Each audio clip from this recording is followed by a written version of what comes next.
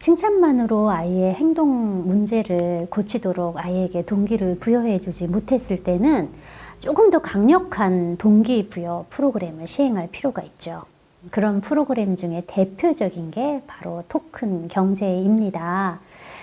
이 프로그램은 화폐 제도에 대한 인식이 있어야 되기 때문에 만 3세 이상의 아이들에게 훨씬 효과가 좋게 나타나는 거죠. 그럼 토큰 경제의 시행 방법 우리 함께 살펴볼까요? 먼저 좀 구비하셔야 될 게 있으세요. 스티커나 혹은 플라스터 포카칩 같은 거, 이런 거 문구점 가면 팔거든요. 이런 거 이제 구입 먼저 하십시오. 그리고 아이를 데리고 앉아서 여태까지는 너가 착한 일을 했을 때 충분히 상을 주지 못했어 라고 설명해 주고요. 앞으로는 그렇게 하지 않을 거야 라고 말해 줍니다. 이제는 새롭게 상을 주는 방법을 정해서 착한 행동을 하면 칩 혹은 스티커를 받고 좋은 일이 있을 거라는 거를 아이한테 말해 주는 것입니다. 그리고 아이와 함께 스티커판이나 포커칩을 보관할 수 있는 저금통을 만드세요. 아이와 함께 스티커판이나 저금통을 재미있게 장식해 보는 것도 아주 좋은 일입니다. 그런 다음에 이렇게 이제 만들어졌으면 어떤 착한 행동을 하면 스티커나 칩을 받을 수 있는지에 대해서 설명을 해 주셔야겠죠. 예를 들어서 아이가 밥을 먹을 때 막 돌아다닌다거나 그러면은 식사 시간이 끝날 때까지 제자리에서 앉아있기.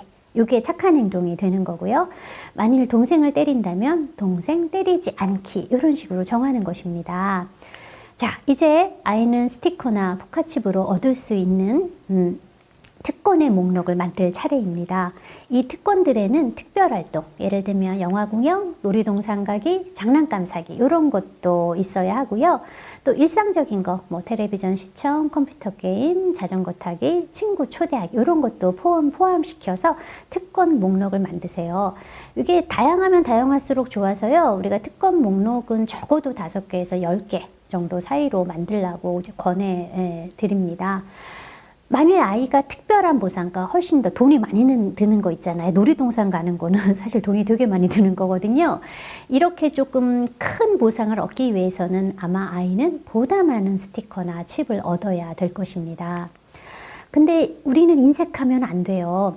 아이가 하루에 몇 번 스티커나 포카칩을 얻을 수 있는지 생각해 보시고요. 너무 어렵지 않게 보상을 얻을 수 있도록 해주세요. 만일 아이가 하루에 한 번 스티커나 포카칩을 얻을 수 있다면 적어도 보상은 스티커 1개, 포카칩 1개부터 주어져야 합니다. 그리고 보너스 제도도 도입하세요. 아이가 부모의 말을 혹은 착한 행동을 기분 좋게 빠르게 혹은 조금 어려운 상황에서도 해냈다면 우리는 보너스를 얻을 수 있다라고 아이에게 말해주는 거예요. 이런 보너스는 특별한 것이기 때문에 항상 주는 것은 아니고요. 아이가 아주 특별히 기분 좋게 신속히 했을 때만 주는 거라는 것도 아이에게 분명히 얘기해 주세요. 스티커나 포커칩은 약속한 그 일을 한 번 말하거나 한 번 행동하거나 혹은 정해진 시간 내 했을 때만 주어지는 것이라고도 분명하게 얘기해 주어야 합니다. 만일 부모가 여러 차례 지시를 반복해서 겨우 했거나 혹은 정해진 시간 내에 하지 못했다면 비록 아이가 나중에 지시를 따랐더라도 스티커나 포카칩은 받지 못하게 될 것입니다. 8살 이상의 아이들에게는요, 굳이 직접적으로 스티커나 포카칩이 아니더라도 점수 제도로, 그러니까 흔히 뭐 이렇게 은행 통장 같은 거라고, 온라인 통장 같은 거라고 생각하시면 되세요. 그래서 칩보다는 점수가 강화물로 사용되는 거예요. 그래서 부모나 교사는 노트를 예금 통장처럼 꾸며갖고 사용할 수 있어요. 노트에 날짜, 항목, 예입, 지급, 잔액란 이런 거 만들어가지고요. 아이가 순종해서 보상 받을 때마다 날짜 개입하고 그 항목에는 아이가 한 일 간단히 설명해주고 예입란에 얻은 점수 쓰고 잔액 기입하는 방식으로 작성하는 거예요. 점수는 어려운 걸수록 그리고 가치로운 것일수록 더 가중시 부여해서 제공하시고요. 가치로운 보상일 경우에는 그것을 얻기 위해 아이는 더 많은 점수가 요구될 것입니다. 토큰 경제 잘만 쓰면 아주 강력한 교정 방법이니까 현명하게 사용하시기 바랍니다. 자, 우리는 두 번째 강력한 행동 수정 프로그램인 타임아웃에 대해서 살펴보기로 할게요. 타임아웃은 아이가 자신의 정서를 보다 잘 통제할 수 있도록 하기 위해서 일정 시간 동안 활동이나 상황으로부터 떼어놓는 것을 의미합니다. 적절하게 잘 사용되게 되면 타임아웃은 아이가 자기 조절을 잘 발달시킬 수 있는 훌륭한 논리적인 결과라고 볼 수 있습니다.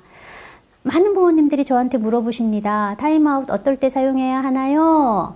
심한 행동, 특히 공격적인 행동을 할 때 많이 사용하는데요. 심하게 때를 쓰거나 혹은 습관적인 반사회적 행동, 예를 들면 발로 차고, 때리고, 깨물고, 꼬집기, 이런 반사회적인 행동을 습관적으로 할 때가 있습니다. 이러한 행동이 더 이상 용납되지 않는다라는 것을 분명히 인식시켜주기 위해서 타임아웃을 사용할 수 있습니다. 자, 이렇게 효과적인 타임아웃 하지만 시행할 때 여러 가지 주의사항이 있어요. 첫 번째는 타임아웃, 장소를 결정하는 것입니다. 우리가 타임아웃 하면 떠오르는 게 뭐냐면요. 생각하는 의자. 우리나라는 좌식 생활 많이 해서 생각하는 방송도 이제 나타났는데요. 이렇게 생각하는 자리, 이게 바로 타임아웃 장소가 되는 거죠. 일반적으로는 생각하는 의자를 가장 많이 사용을 해요. 이거는 타임아웃 사용할 때 의자 안으로 아이를 타임아웃 시킨다라는 건데요. 이 타임아웃 의자를 놓는 거 아주 주의 깊게 선정하셔야 됩니다. 막 벽장, 화장실 같이 작은 공간을 주게 되면 공포심을 유발하니까 이거 좋지 않고요. 또 놀거리가 있는 아이방도 적합하지는 않습니다. 타임아웃 의자는 부모가 집안일 계속하면서 아이 감시하는 거 편리한 그런 곳에 두는 게 좋아요. 대개 거실이나 식당, 부엌의 구석 혹은 복도 중간 이용하는 거예요. 의자는 식탁 의자처럼 등받이가 곧은 게 좋고요. 의자는 벽 쪽을 향해서 놓되 아이가 벽을 발로 차지 못하도록 충분한 거리 두는 것도 필요해요. 또 의자 주변에는 아이가 쉽게 손을 뻗어 잡거나 갖고 놀 수 있는 물건도 없어야 하고요. 타임아웃 의자는 아이에게 내가 부모 말 혹은 성인의 말을 듣지 않으면 저곳으로 갈 수 있어 라는 생각을 상기시켜주는 효과가 있기 때문에 2주 동안은 아이가 볼 수 있는 곳에 놔두게 되면 아이가 잘못된 행동을 하려다가 그 의자를 보면 흠칫하면서 멈추는 그런 효과도 있을 수 있어요. 또 많은 부분들이 궁금해 하시는 게 타임아웃 시간 결정하는 거예요. 도대체 얼마나 아이를 의자에 오래 앉혀놔야 하는가요? 이런 게 정말 큰 관심사잖아요. 타임아웃 시간은 아이의 연령 그리고 아이의 행동 심각도에 따라서 결정돼요. 결코 타임아웃은 아이에게 고통을 주고자 하는 게 아니고요. 최소한의 벌만 주는 거예요. 그래서 아이들의 연령을 고려했을 때 최소한의 벌은 한 살당 한 1분에서 2분, 가벼운 문제 행동이라면 1분, 심각하다면 나이 곱하기 2분으로 정하시면 돼요. 그런데 어떤 아이들은 타임아웃 시간 내에도 계속 문제 행동을 일으키는 경우가 있고요. 때로는 타임아웃 시간이 한두 시간 이상으로 길어질 때도 있습니다. 자, 이제 본격적으로 타임아웃 시행해 봅시다. 자, 먼저 아이가 잘못된 행동을 하면 타임아웃부터 확 시행하는 게 아니고요. 개인적 메시지를 먼저 사용을 하셔야 합니다. 개인적 메시지 아주 중요한 거죠. 개인적 메시지를 사용했는데도 아이가 행동을 멈추지 않으면 그때 부드럽고 단호한 목소리로 간단히 지시하면 됩니다. 아이의 눈을 똑바로 쳐다보면서요. 엄마 말대로 하지 않는다면 너는 저 의자에 앉게 될 거야 하면서 손가락으로 의자를 가리킵니다. 일단 경고를 한 후에는요. 5부터 1까지 소리내어서 셉니다. 이는 아이에게 생각하고 행동할 시간을 주는 것입니다. 만일 아이가 5초 내에도 응하지 않으면 아이의 발이나 손목 혹은 어깨를 잡고 말합니다.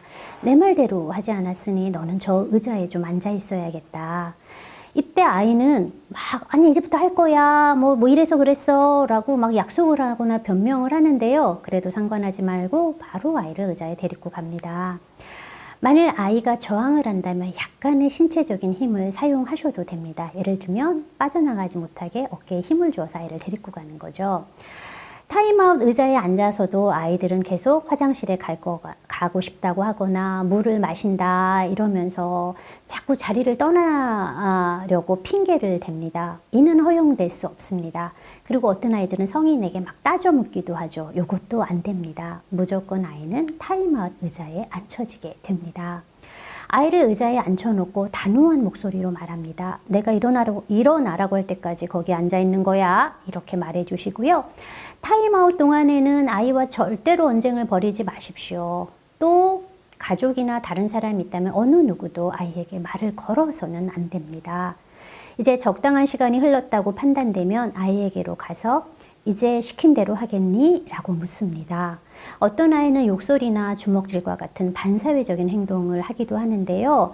만일 그런 행동을 했었다면은 아이는 다시는 그러지 않을 거라는 약속을 반드시 받아내셔야만 합니다. 자, 이제 아이는 타임아웃을 받기 전에 부모에게 지시받았던 것을 하러 갑니다. 아이가 부모의 지시를 따라서 할 때 성인은 중립적인 목소리로 내 말대로 해주니 기쁘구나 라고 말해주시면 됩니다. 이후 아이가 적절한 행동을 하는지 지켜보고요. 그것에 대해 칭찬해 줍니다. 이런 성인의 태도를 통해서 아이는 내가 잘못된 행동을 하면 벌을 받기도 하지만 또 내가 성인의 말을 잘 따르면 상도 주어진다라는 것을 알게 되고요. 그리고 성인이 자신에게 그냥 화를 내는 게 아니라 자신의 행동에 대해서 화가 났었다라는 것을 알게 되는 거죠. 자, 이게 가정에서는 타임아웃을 사용하는데 크게 어려운 점은 없는데요. 문제는 학교에서의 타임아웃 사용이에요. 학교에서의 타임아웃 사용은 가정에 비해서는 여러 가지 면에서 어려워요. 일단 타임아웃 의자를 지정해 놓더라도 아이가 거기에 앉아도 아이의 주의를 분산시키는 자극들이 너무 많은 데다가 타임아웃 장소도 마땅치가 않습니다. 또 하나의 타임아웃을 다루는 동안 나머지 아이들을 방치할 수도 없는 노릇이거든요. 만일 학급 내 보조교사가 있다거나 타임아웃으로 사용할 수 있는 공간이 있다면 좋지만 그렇지 않을 경우에는 타임아웃 사용에 신중을 기할 필요가 있지요. 학교에서는 타임아웃 사용보다는 따로 떨어져 앉기 전략을 보다 자주 사용하시게 될 건데요. 따로 떨어져 앉기는 타임아웃에서는 떼쓰거나 반사회적인 행동을 할 때 타임아웃 많이 쓰지만 따로 떨어져 앉기는 이런 행동에서는 사용하지 않습니다. 다만 아이가 다른 아이나 수업을 방해하거나 해를 끼쳐서 가령 앞자리에 앉은 아이 의자를 계속 발로 친다거나 이런 행동을 할 때 일시적으로 아이를 활동이나 집단에서 떼어놓는 것입니다. 이거는 지난 시간 배웠던 논리적 결과의 일시적 권리 상실에 해당이 된다라고 보시면 되세요. 근데 학교에서는 잘못 타임아웃을 사용하게 되면은 자칫하면은 학대로 보여질 수도 있기 때문에요. 타임아웃보다는 앞서 설명드린 토큰 경제 활용하는 게 훨씬 여러 가지 면에서 효과적이다라고 할 수 있겠습니다.